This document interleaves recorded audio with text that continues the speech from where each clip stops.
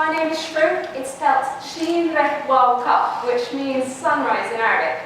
But if you want to remember it easily, you can just imagine a shrew and then put a K at the end of it. Shrouk.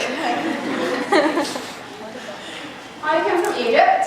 I was born in 1992 in that town over there called Zagazig. It's a small, traditional town, very conservative, and my family are all from there.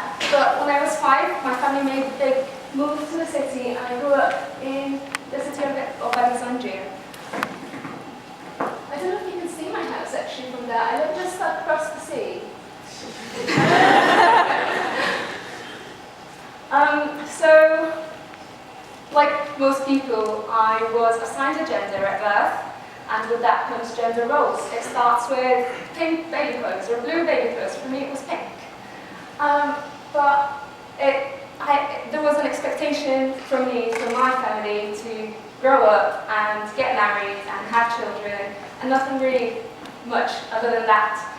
Most of my childhood was just a training for that day. Sometimes my sister and I would have to clean our rooms when my brother wouldn't have to, because one day he'd get a wife, we could do it for him.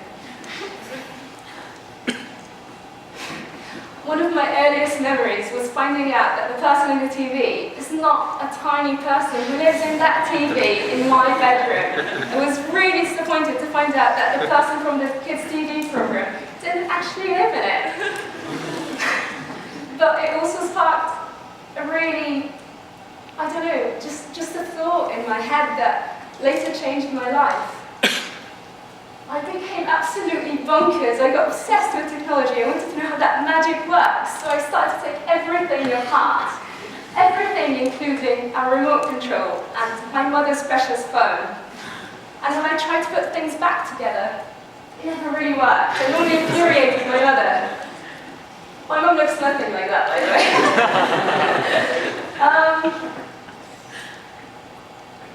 Can't remember what comes after that. Okay, I remember now. So my parents didn't really mind what I got curious about, unless as long as I stopped breaking their stuff and got married to a man, of course. Which brings me on to my next subject of homosexuality. I was introduced to homosexuality in 3rd grade at Islamic class in my school. My teacher told me and told us all that it's a very, very, very evil thing, and that anyone practicing it belongs to a really scary place called hell. Honestly, that's what we sell 9-year-olds. I never really thought about sexuality before then. I mean, everyone likes girls, right? Right? They're caring, they're beautiful, they're sexy. Oh my God, I'm a homosexual! It hit me like a bullet in the head. I didn't want to be that person. I didn't want to be that person that my teacher talked about, who are evil. I didn't know why I was evil. I didn't know why I belonged in hell. I didn't know why they locked them up in Egypt. So I stopped to think about it. I tried to not think about it at all and just get preoccupied with something else.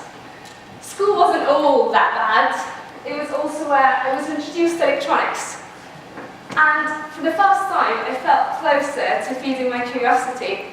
That magician that I wanted to become has a real word in the adult world. It's called electronic engineer. And that's who I wanted to be. I thought that if I learn electronic engineering, it'll be one of the ways to empower myself and also just depend on myself and not depend on a man. I studied really, really, really hard, and I skipped 2 years, which made it possible for me to think about going to university at just 16. I wasn't only going to be someone who is not male, studying a really male-dominated subject, but I was also going to be one of the youngest of any gender. In 2007, I was on a holiday in London with my mother and brother and sister. My brother and sister are both younger, and following a series of events, my mother had to claim asylum. I didn't really know what asylum was. I just wanted to continue my education wherever it was. They sent us to a place called Wales, I didn't know what Wales was. Honestly, I thought they were deporting us somewhere. I said we weren't really allowed any money when they sent us to a migrant hostel called Link's House in Cardiff. So I couldn't afford leaving the hostel, and I thought that everyone behind the hostel doors outside spoke Welsh. I stayed there for a few months. When you're in a migrant hostel, you're not really allowed to go to school because they're not sure where you're going to settle. So for a few months I wasn't allowed to go to school, and there wasn't many people who were my age, and there wasn't many people who spoke my language. So I became really lonely, and I got really depressed. But when I was finally allowed to go to school, it was amazing. Sorry, can I have some water? Is this okay? Yeah. Sure.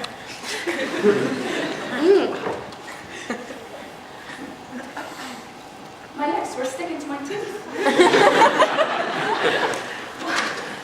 Anyway, sorry, kids don't usually think much about school, right? But the first day I was allowed to go to school was like Christmas. Well, Eid for me. And it was also the place where I was finally accepted to be who I am. People taught me that it was okay, and it was okay. It still is okay to be who I am. So I started the journey on discovering my sexuality, and not just that, but also my gender identity as well, which is a journey I'm still on today. This is me graduating in 2009. I went to say hi, and I ended up with 5 A-levels. So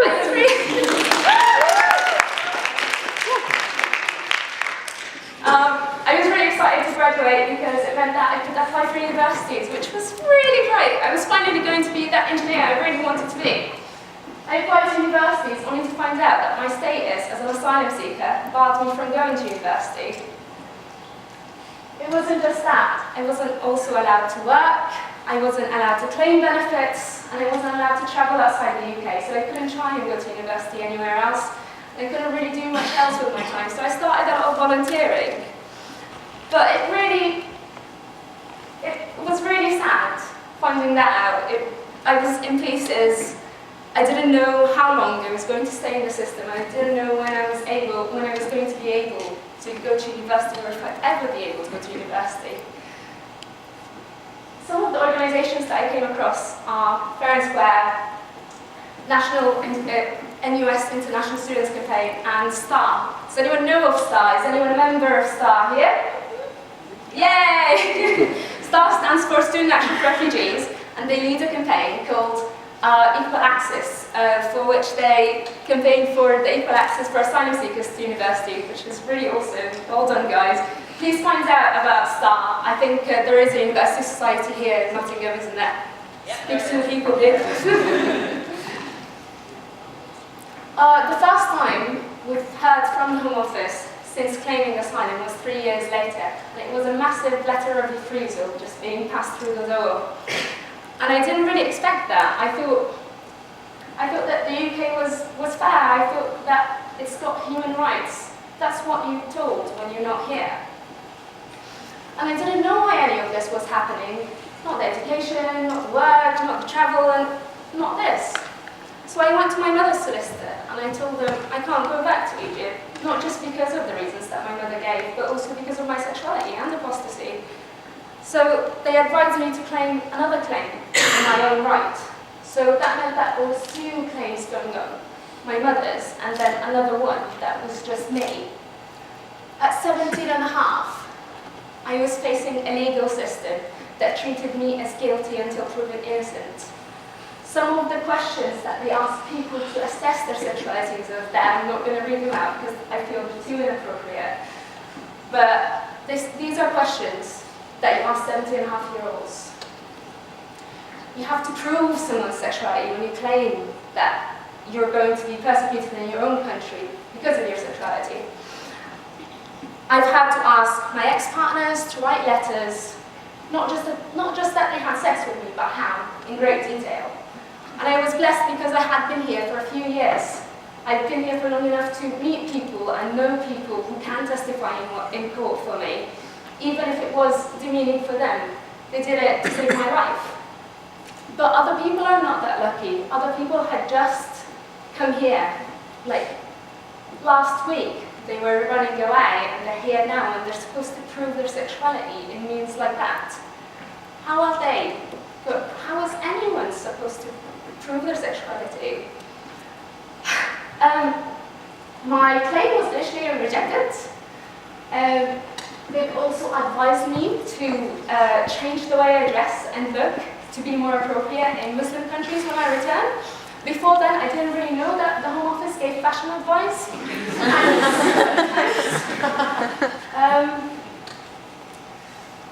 So I appealed that decision, and during my appeal, my family home was raided at stupid o'clock in the morning, and my younger brother and sister were dragged out of the beds into a detention centre, where my mother tried to commit suicide, and she was found by my younger brother in her own blood. That detention centre might come as a surprise to you because it's run by a really well-known children's rights charity. That children's rights charity is called Bernardo's. While they were detained and eventually deported, there was still an outstanding court hearing.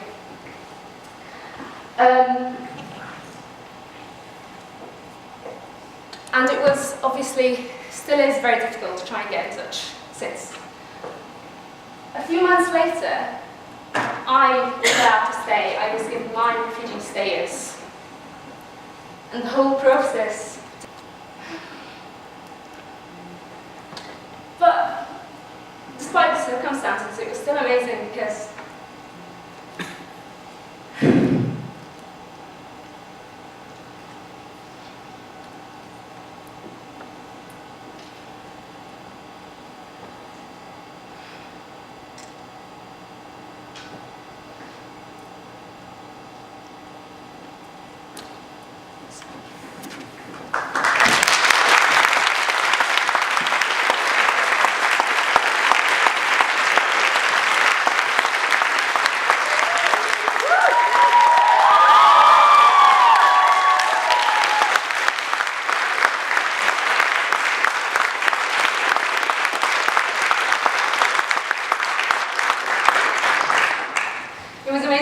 I was offered a place at Cardiff University to do electrical and electronic engineering, which is a course that I'm on doing right now, and I love it, I really do. The first few weeks of university were amazing, but maybe a little bit too amazing because of how the system treated me. It was literally too difficult to literally understand that I was at university.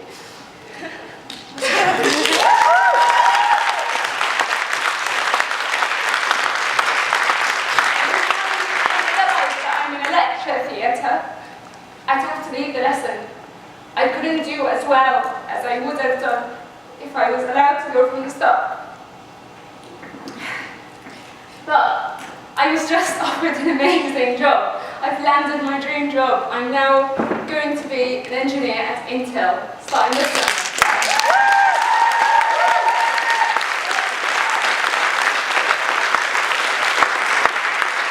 But that leads me to a bigger question. Something so much bigger than just me or my family. It's birthrights, it's borders. Who do borders actually affect? Borders only affect certain people. If you're British, most of the world is accessible to you. If you're rich, most of the world is accessible to you. If you're running from your own death but happen to be born in the wrong country, it's not. It makes me think, what kind of humans are we? What kind of people are we when we detain children just for being born in the wrong place? When we separate families just because they're not rich enough? When we deny people their lives every year, thousands and thousands of migrants who are our brothers and sisters, we let them drown in the Mediterranean because they're just trying to find a better life. what kind of people are when we've built a whole economy on human greed, on the misery of other people. When I talk about no borders, people often think it's a crazy idea, and maybe it is, but it makes me think, is it a crazier idea than building a physical barrier around each and every country? I don't know, but I don't see no borders. Do you? Thank you.